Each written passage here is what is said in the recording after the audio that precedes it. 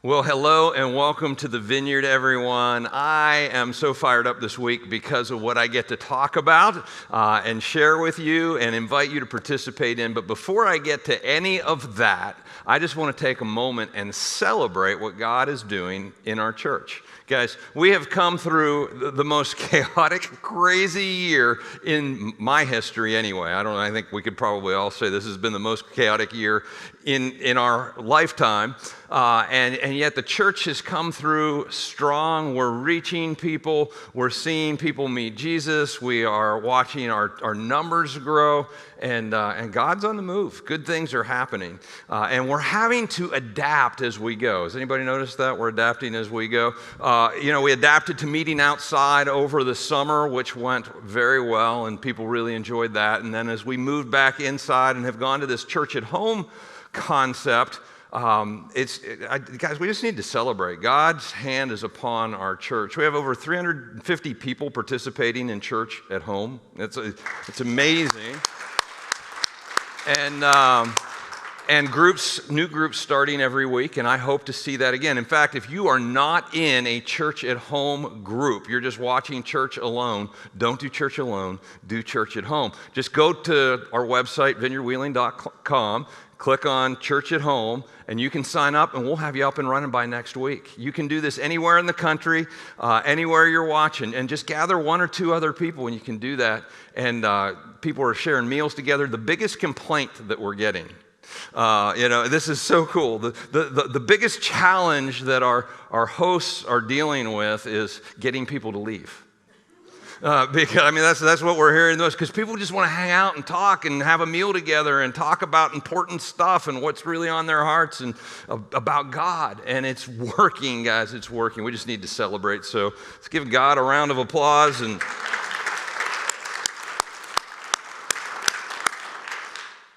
hey, here's a word to you. If you're having a hard time, we've only been at this this is our fourth week, and you've invited some people and they haven't shown up, don't get discouraged. It takes an average of 7 invitations before somebody will show up to church.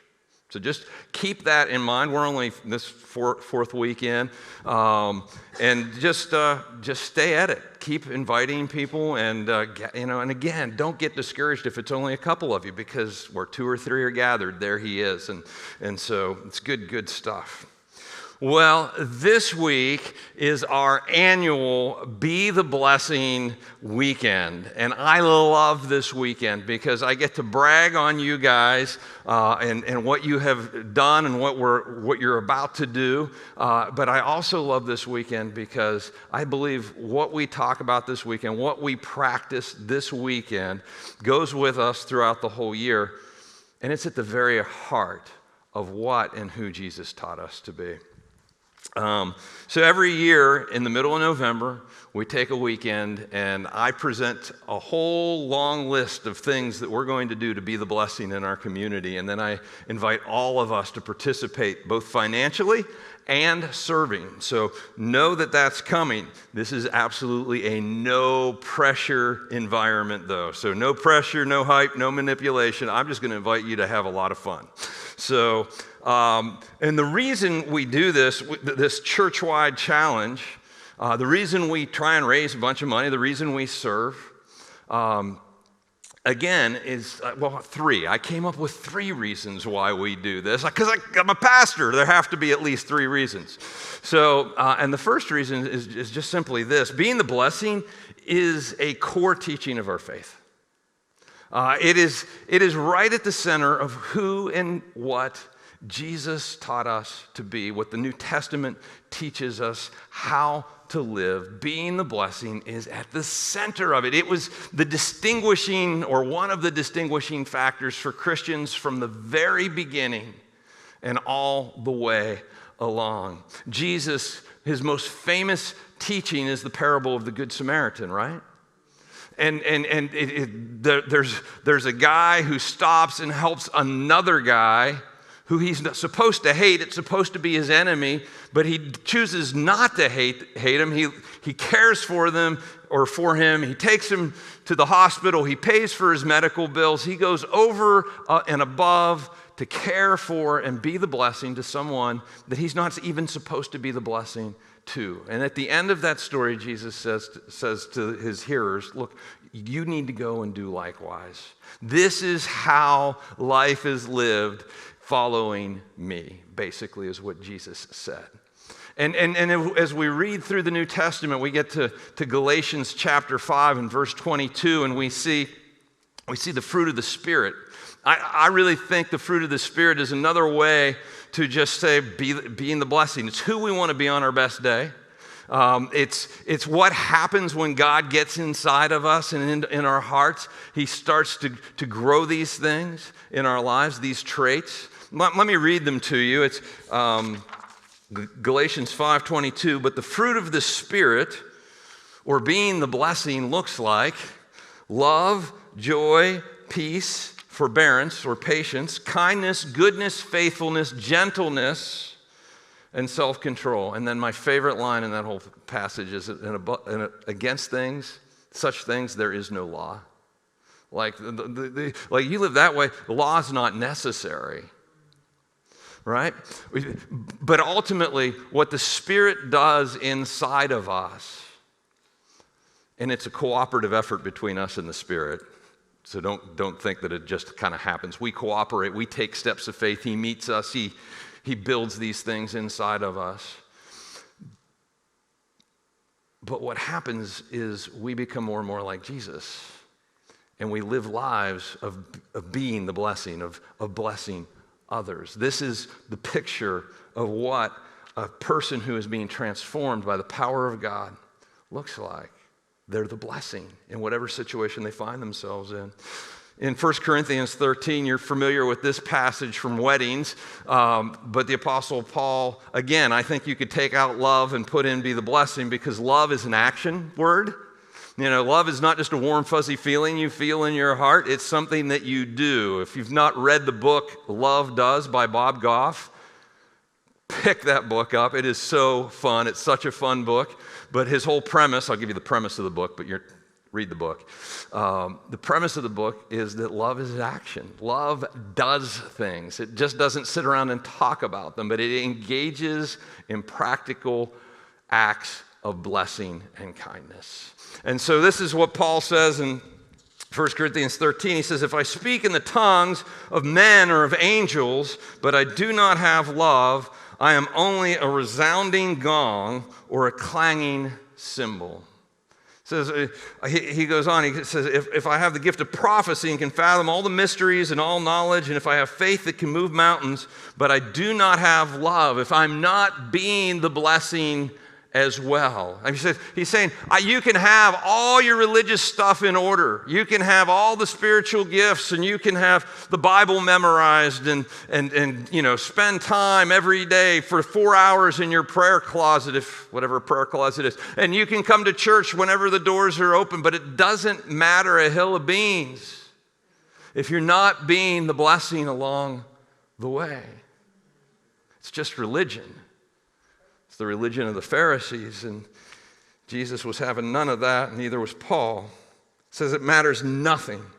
He says, if I give all I possess to the poor and give over my body to hardship that I may boast, but I do not have love, I gain nothing.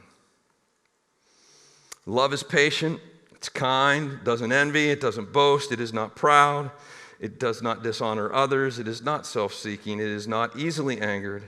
It keeps no record of wrongs. Love does not delight in evil, but rejoices with the truth. It always protects, always trusts, always hopes, always perseveres. Love never fails. The picture is so clear through the New Testament. The most important thing is love, right? The most important thing, and not just love, but love expressing itself in action. And we just say it around here, it's being the blessing. That's what it is. You know, a few weeks ago, I asked us to memorize Romans 12:21. Do not be overcome by evil, but overcome evil with good, being the blessing. This is how we fight our battles in this world. This is how we stand against evil. This is how we do life, because this is what God has done for us. He has been the blessing to us all the way along, and he asks us to turn around and give it away. So one of the reasons that we do Be the Blessing, this Be the Blessing weekend each year, is because this is a core part of our faith. This is what Jesus taught us, commanded us, encouraged us, the early church leaders. Again, this is who we're supposed to be. The second reason we do this is because being the blessing is a fun and powerful way to impact our community and our world. It has an impact, right? It's kind of the secret sauce of Jesus' recipe to expand his kingdom, to reach the lost, to change the world. He lays this out in Matthew chapter 5 and verse 14. He says, "You are the light of the world. A town built on a hill cannot be hidden." He says, "Neither do people light a lamp and put it under a bowl. Instead, they put it on its stand, and it gives light to everyone in the house. In the same way, let your light shine before others." Jesus says, look, now, and I know that sometimes people are like, well, Jesus said, I thought Jesus was the light of the world. Well, Jesus is the light of the world. But Jesus left, and he put his light inside of each one of us. And he said, okay, now you are responsible for shining my light in this world. And here he explains exactly how we do that. And again, it's a cooperation between the Spirit of God working inside of us, and there's this light that comes from having the life of Christ inside of us. But there's a practical living it out as well. And that's what Jesus says right here. He says, in the same way, let your light shine before others, that they may see your good deeds and glorify your Father in heaven. Guys, Jesus' secret recipe for taking over the world in 2,000 years without a shot fired was being the blessing. It was showing his love in practical ways, living this out in big ways and in small ways, in our life-on-life, personal relationship ways as well. It's a fun and powerful way to impact our community. You know, our church is... people in the Ohio Valley know the Vineyard. I meet people all the time, and they're like, yeah, I've heard of the Vineyard. I got to come check that out. Everybody I meet from the Vineyard is just so nice. Or you guys are so involved in the community. They've never been to anything we've done, but somehow they know that we're so involved and we love our community, and they know that we love our community because we're constantly serving our community. That's on purpose. See, the Ohio Valley loves the Vineyard Church because the Vineyard Church loves the Ohio Valley in practical ways. Like if we were to be zapped off the earth tomorrow, like Vineyard gone, the Ohio Valley would know it. We would be missed. And that's the way it should be. That's what Jesus, I believe, laid out for us. You know, this year we won, or were awarded by Youth Services Systems, the Good Samaritan Award as a church, which was a huge honor. I mean, if you want to honor us, the Good Samaritan Award, that's we're trying to live up to that. But people are noticing, and it not only is a lot of fun, but it brings glory to our Father in heaven. And that's what Jesus said. And so, that's the second reason, because it's a fun and effective way to spread the gospel.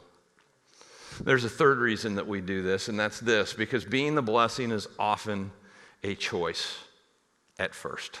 Like, you don't always feel like being the blessing. Like when I'm driving down the highway and that jack wagon, oh, did I call somebody out? I'm sorry, I forgot about the last series. Never mind. That person pulls in front of me, and I don't feel like being the blessing to them or letting them in or whatever. We don't always feel like it. We don't always, you get a bonus at work and you're like, I don't feel like sharing my bonus at work. I got that thing I want, or whatever it is. We don't always feel like it. We have to make the choice. I said several weeks ago that a lot of what we live out as Christians is a premeditated choice because it goes against our nature. And our nature is we are a bunch of spoiled little children and we want what we want. I want it now, it's mine. Right? I mean, watch two 2-year-olds play together. Mine! And that's what's at the center of all of us. That's our human nature. And Jesus said, no, don't live that way. Live open-handed. Live this blessing kind of life. And as you do, as you make that choice, what happens is that God meets you in that. You take this step of faith and this step of obedience, and he meets you in it. And as he meets you in it, you see him come through, and you're like, oh my goodness, you're more real than I thought. And your faith grows bigger, and you become more generous, and the flywheel of kindness and the flywheel of generosity gets spinning in your life. And that's part of why we do this. We want to give everybody a chance to just let's push the flywheel a little bit. Let's get it going in our lives corporately and individually. And at the end of the day, my hope is not just that we do a lot of good in our community, but that when you guys are out living your life at work, at the ball field, wherever you go, whoever you're with, this becomes more and more and more a part of who you are and how you live. That's part of why we do this. It's a spiritual exercise, a spiritual discipline of intentional generosity, a spiritual discipline of intentional service. And as we get our eyes off ourselves, you begin to realize how much fun this can be, how life-giving it is, and how God always shows up in the midst of it. Did you know that the two of the highest impact, immediate gratification things that you can do are to give generously and to serve intentionally? The psychological professionals, we'll call them, have studied this over and over again. And what they have found is that when you serve or give, or a combination of the two is even better, but when you do these things, it lowers your stress level. It lowers your anxiety level. It helps with depression more so than Prozac or any other chemical antidepressant.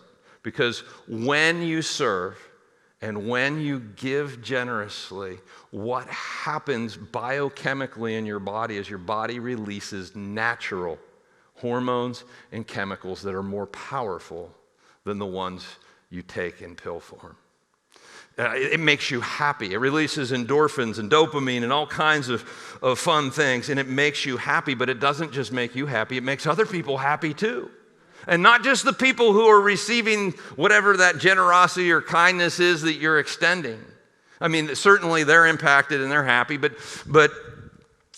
they have found and have done the research on this, they have found that people who observe someone doing an act of kindness have similar biochemical reactions in their bodies. They didn't even participate. And it just spreads. Joy is contagious, guys. Amen.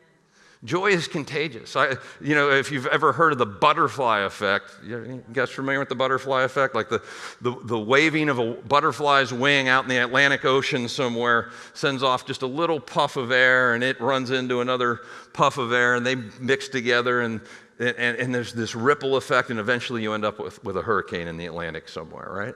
And it all started with the waving of a butterfly's wing. Well, this is the blessing effect. One act, and it ripples, and you don't know where it goes. You don't even get to see the story. But here's what I know is absolutely true. We can change the culture of our community if all the people in the Ohio Valley that called Vineyard home decided that, you know what? Eyes are on others, and I am going to look for opportunities to be the blessing. It will ripple. It will change the culture of our community, which I think that's part of what we're here to do. So, go and be the blessing. So this is kind of a two-part message. One part is like a personal vision. Go change the world. Go be the blessing. Everywhere you go, remind yourself, eyes on others, follow Jesus. And then the second part of this message is corporately, and I think there's power in doing stuff like this corporately as well, which is why we do it. Let's do some good this year.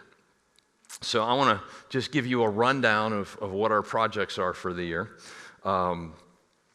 As always, I guess always we've been doing this for years and years. I can't even remember how many years we've been doing it. But we have Operation Christmas Child is one of our Be the Blessing projects that we do. And it's been a little awkward this year because we've not been gathering in person. And so if you haven't gotten a shoebox yet, it's not too late. If you don't know what I'm talking about, let me explain. There's a ministry called Samaritan's Purse out of Boone, North Carolina, and they collect shoeboxes full of toys for kids on the other side of the world who will not get a Christmas present this year. The poverty is mind-blowing if you've ever been to some of these countries.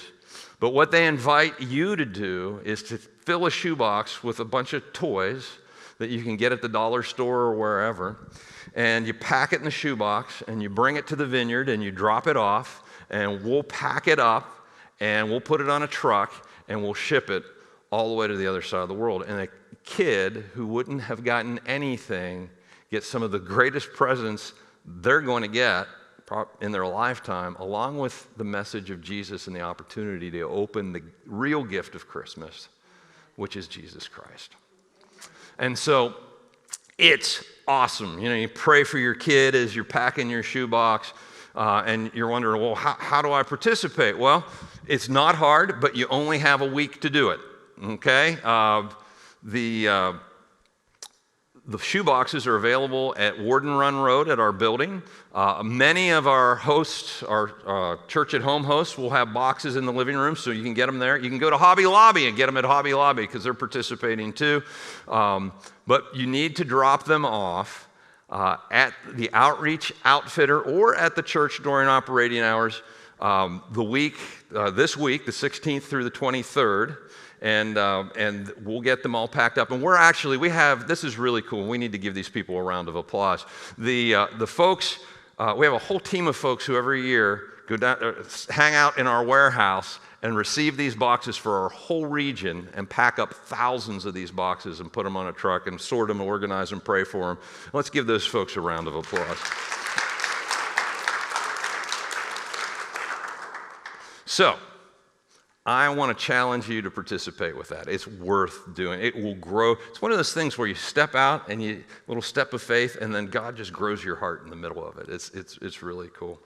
You know, and so Operation Christmas Child is one of our projects, and then we've got a bunch of organizations or other projects that we're partnering with this year, and several of which we partner with every year because we found some really good organizations to work with. The Winter Freeze Shelter is a ministry of youth services systems to the homeless in our community, and they provide a place every year during the coldest months of the year for our homeless population to get off the streets and be warm and not freeze to death on the streets of Wheeling. I personally have a very strong conviction that as long as we're here, nobody should freeze to death on the streets of Wheeling. There needs to be a place for them to go. But our part in that is providing the food. And so we cook about 80% of the food they need to get through the winter. They feed about 55 people every night for, 60 to 90 days, depending on the winter. We cook all that food, or 80% of it, in a week. And we stick it in Ziegenfelder's popsicle warehouse.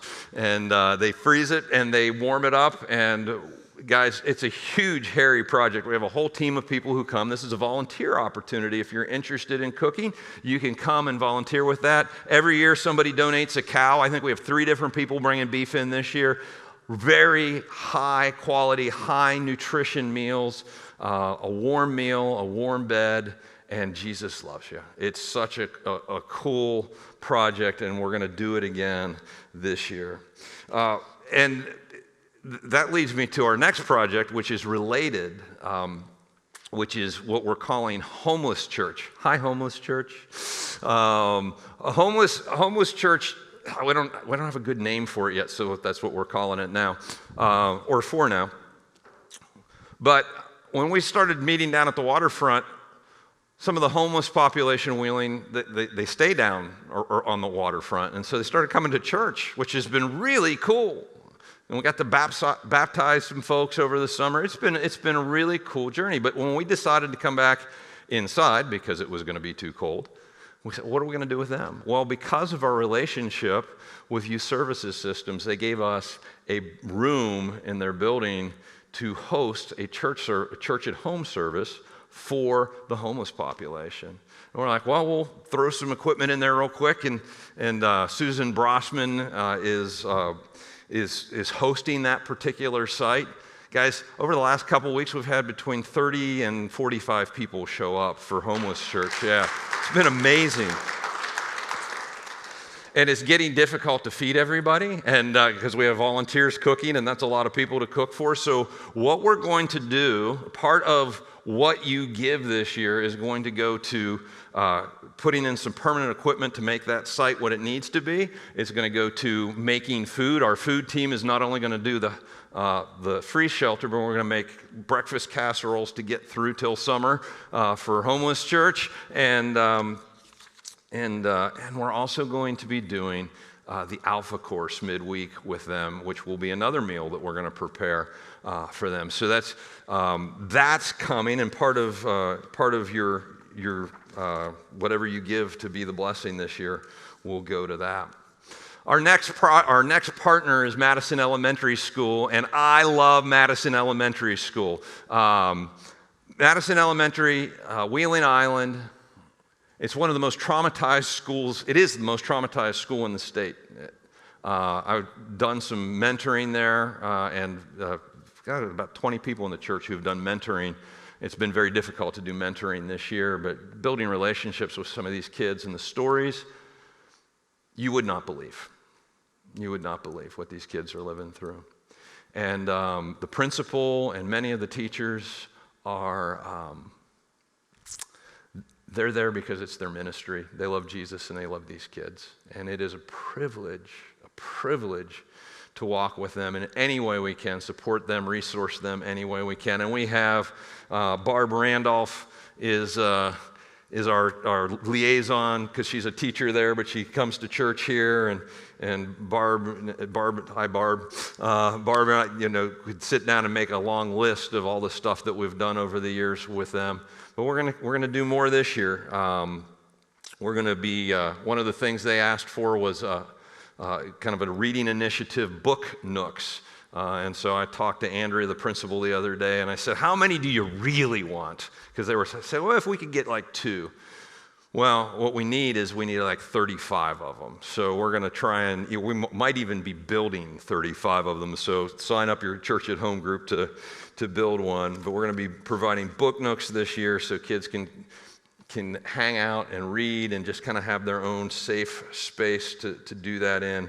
I don't know, when I was a kid, I loved climbing inside a fort too and just hanging out in there. So we're going to do a basketball clinic for them this winter in partnership with House of the Carpenter in their new gym facility. And for the kids at Madison, we did that last year. Jay Morris led that, and we're going to do it again. It was a fantastic program. We're going to be helping them out with some Christmas programs. We're going to be decorating the school with some really cool and encouraging artwork. And we're trying to figure out a virtual mentoring program because the kids are really missing that connection with the mentors. So we're trying to figure that out too. So all of that is Madison Elementary School. And then there's always something that comes up that we can jump on and do. And so we're excited. Like, Madison, give us more to do. We love doing stuff for Madison. Fourth program is Wellspring Crisis Pregnancy Center. Wellspring's located in Moundsville, and they exist to help women who are pregnant make the choice to keep their babies and not abort them. They have saved countless lives over the years. They provide counseling, support, education, encouragement, as well as meet very practical needs, like I don't have a crib, I don't have a car seat, I need diapers, I need formula, whatever else. And so we're going to, part of our giving this year for Be the Blessing will just go to buying some of those things so they have what they need to minister to the moms that they're ministering to. And it is a privilege to be associated with and connected with Wellspring. And this is our 4th year, I believe, working with them. The 5th project is, it's not a program, it's an addiction, our response to the addiction crisis in our community. There's a drug overdose in our country every 3 minutes. In the Ohio Valley, it is out of control, as we all know. We've all been touched by it in one way, shape, or form. And we have been praying and asking God for a long time, how do we respond? What do we do? Do we jump in with somebody else? Do you want us to do something through the church? What do you want? We need to be led in this. Over the last couple of years, we've developed a relationship with Chris Dew, who preached last weekend, and Chris just finished a book and released it called The Real Answer to Addiction. He's working on he has developed a Bible study that goes along with that, and he's working with a church in South Carolina that he's associated with, as well as us, to develop a kind of a ministry around all of that and a support for addicts and whatnot. And so some of our resource from Be the Blessing will go to continuing. Right now, he's walking with a group of people who are either interested or recovering addicts, and we're just sowing the seeds and tilling the ground and getting things ready, and we need to be able to keep doing that. Our 6th partner is House of the Carpenter. I talked to Mike Linger over at the House of the Carpenter the other day. If you don't know what House of the Carpenter is, it is they have a building next to the suspension bridge, and they provide food and clothing and educational resources and programming for the people on Wheeling Island and the surrounding area. And fantastic organization. They do great work.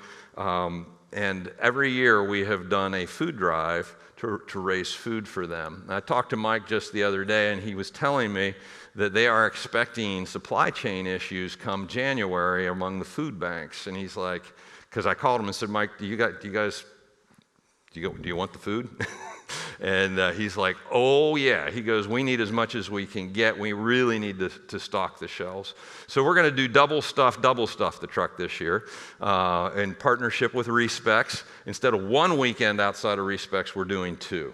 And that will be in December, the first 2 weekends in December. You can sign up and volunteer and take a time slot, and basically we hand sheets of this is what they need at the House of the Carpenter to people on the way in, and they bring food out and we stuff the truck. And then you can bring food as well, and we'll double, quadruple stuff the truck. We'll fill that sucker. Last year, we did over 3 tons of food. It was amazing. And every year they're just kind of like, how do you do that? And I'm like, well, we got some of the most generous people in the Ohio Valley. It's awesome. So that will be an opportunity to stretch yourself in being the blessing as well in the days to come. Our 7th project is the underground church in Vietnam. Now, this is one that's outside of our immediate area, but certainly a group of people we're very attached to and connected with. You may not know this, but we have been working with the underground church in Vietnam for over 10 years. We send money every month to help put pastors through a pastor's training school over there, which is illegal. This is international, intrigue. I mean, it's awesome. So in Vietnam, it's a communist country, and so the only churches that are legal are the ones that are controlled by the state. So these are not controlled by the state, so they're technically illegal. And I could tell you stories about being over there and stuff that's happened. It's pretty fun. We were scared there for a minute. But anyway, so much cool stuff going on in Vietnam right now. church is expanding, it's growing. There's these house churches all over the country. Some of them are growing quite large. I'm not sure how they're pulling it off, but God's on the move. And there's two things that we're going to do as part of Be the Blessing this year. One is they've just had a string of floods come through central Vietnam and have wiped out some of the villages where our churches are. And those churches are going to need to rebuild, but even before then, they need some food and water and those kinds of things. So we're going to send resources so that the churches on the ground in Vietnam can be the blessing to their community. So we're not just going to be a blessing here, we're going to be a blessing there, and equip the church to really be the hero in that situation. And our dollars go very far in Vietnam. The other thing that we're going to do is there are 5 churches that are at a point where they need some equipment, and we've done this before, and it's been super high impact. But we're gonna, if the money comes in, we're gonna buy equipment for all 5 of those churches, and basically, it's you're gonna think, really? They don't have that? No, they don't have that. So a big screen television. It will be the only big screen television in the village. People, where we've done this before, people come to watch the Jesus movie, to do the Alpha course, or to watch another movie and just hang out with Christians, and it's kind of a magnet for the whole community. So big screen television and a computer for the pastors so that they can prepare sermons, so that they can show video content and all of that. And so,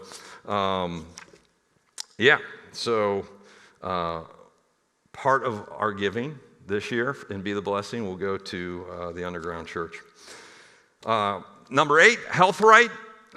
We support Health Right. We're rolling that into our Be the Blessing. They're congregations of caring. If you don't know what Health Right does, they provide free healthcare services for those who don't have access to healthcare in the Ohio Valley. This is a vital community service, and it's a great organization. And a service that we want to be a part of making sure is available to everybody in the Ohio Valley. And so part of our money will go to that. Our 9th partner is Young Life, Capernaum. Now, when I was in high school, I was deeply impacted by the ministry of Young Life, and there are several people in our church who have been. Lots of people in our church have been. Capernaum, specifically, this part of Young Life, ministers to kids with special needs. So they work with kids with Down syndrome or physical limitations or whatever, and they do camps and they provide social opportunities, and they're doing some just really cool things. But most importantly, they are sharing the gospel of Jesus Christ with these kids, and it is just awesome. So part of our giving is going to go to Young Life Capernaum. And then lastly, our last partner is Russell Nesbit Services. And if you're not familiar with Russell Nesbit, they work with the adult special needs population in the Ohio Valley, providing things like job services, find meaningful employment, just basic care, all kinds of, just making sure that folks with special needs, adults with special needs in the Ohio Valley, especially if they don't have family to help take care of them, are taken care of in our community, and this is really important. So what we get to do each year with the Russell Nesbit gang, and if you've not been to this, you need to go sometime. They throw a Christmas party every year, and Santa Claus shows up with a big bag of presents, and the place goes wild. It's awesome. You talk about big monster smiles on the faces of the sweetest people on the planet. It is so very cool. And we get to buy all the Christmas presents. And so we've done this now for several years. We're going to do it again. So those are the programs, the projects, the things we're going to be doing. This will unfold over the next 4 to 6 weeks, and we'll keep you posted on how you can serve and all that. And I'm going to encourage you today to sign up to serve in just a minute. But what we typically do and what we're doing this year is this is the big weekend, this is the big give weekend, and we try and raise a bunch of money to do this. Now, you're wondering, I know you are, in fact, I can see you asking right now, you're asking, how much does all this cost? Well, I've got good news for you. For the low price, but wait, no. For the low price of $55 a person, we get to do all this. We can cover all of this. $55 a person. Now, here's what I know. Some of you can do way more than $55, and I want to challenge you to do way. We always go over and above our goal because you guys are amazing. And I want to challenge you, if you're able to, the whole point of all of the, well, one of the points of all of this is to stretch ourselves in generosity. And so stretch yourself in generosity. And if you can do more than 55, do more than 55. And if you can't, because there's some of us who don't have that kind of resource, and that's okay. That's okay. Don't. But do what you can. Do what you can. Don't sit on the sideline. Like every single one of us could probably come up with 50 cents. So, or 25 cents, whatever it is. But here's what I want to ask you to do. Ask God.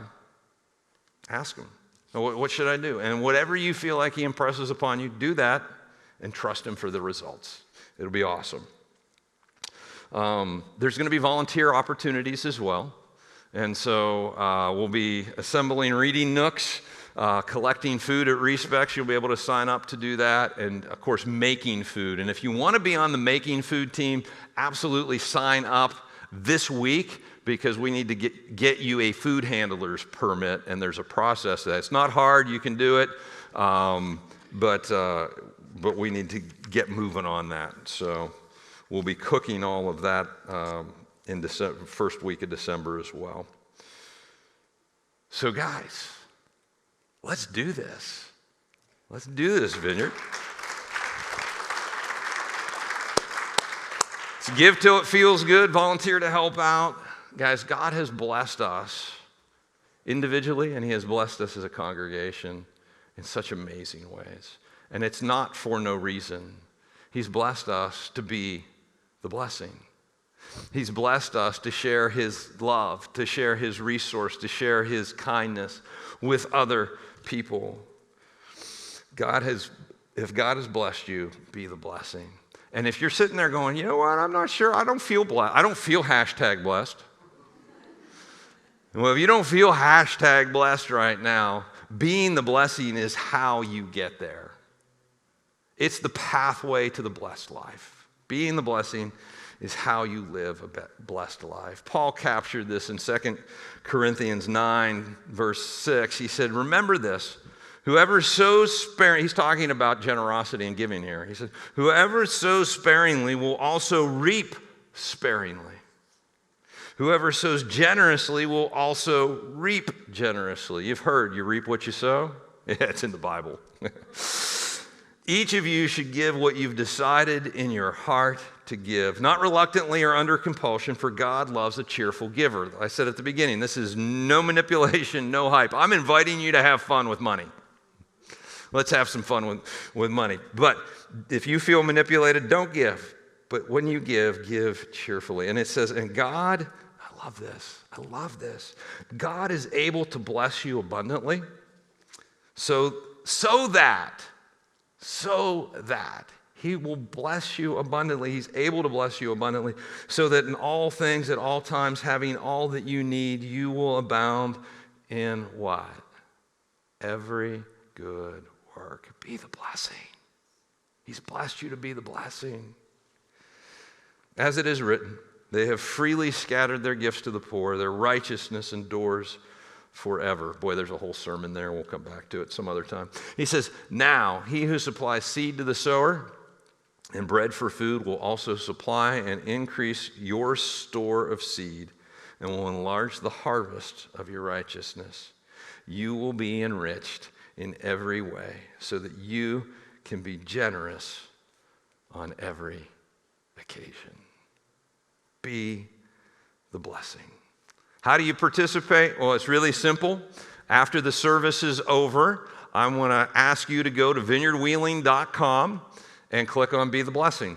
And you can give and you can sign up to serve and all of that right there. It's that easy. Don't forget.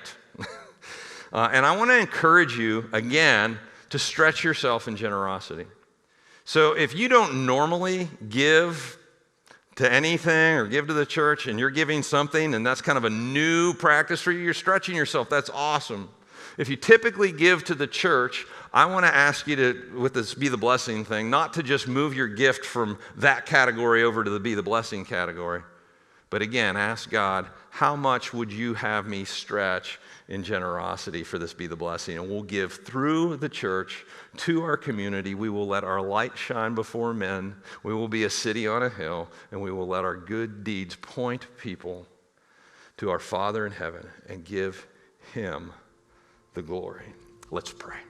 Lord, thank you so much that you have blessed us so much. Lord, I pray that you would just put on our hearts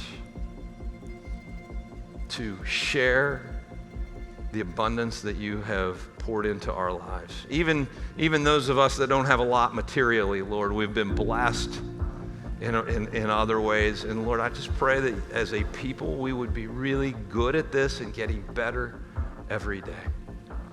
God, thanks for our community partners and the people who are doing such good work that we get to come alongside them and bless them and help them win. And Lord, thanks for the ability to play that role.